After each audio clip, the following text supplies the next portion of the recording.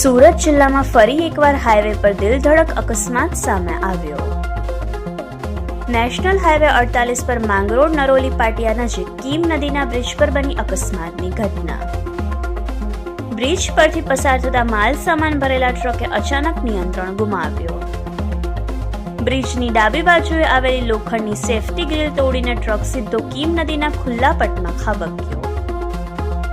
Truck લોખંડની safety grill તોડીને લગભગ 35-40 ફૂટ ઊંચાઈથી સીધું નીચે કીમ નદીના રેતાળ પટમાં પછડાયું. ઊંચાઈથી પછાડવાના કારણે ટ્રકનો આગળનો અને બાજુનો ભાગ કચડાઈને તૂટી ગયો. અકસ્માતના પગલે હાઈવે પર બંને બાજુ વાહનોની લાંબી કતાર લાગવા સાથે અફરાતફરીનો માહોલ સર્જાયો. અકસ્માતના પગલે લોકોના ટોળા ઉમટ્યા. સ્થાનિકોએ અકસ્માતગ્રસ્ત ટ્રકને તપાસતા તેમાં હાજર ટ્રક ડ્રાઈવરને ગંભીર ઈજાઓ પહોંચી હોવાનું સામે આવ્યું.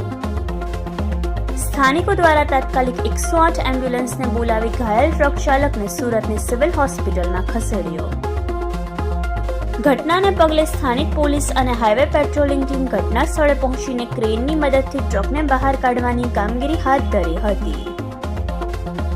Bureau report, Yashvi Gujarat news, Surat.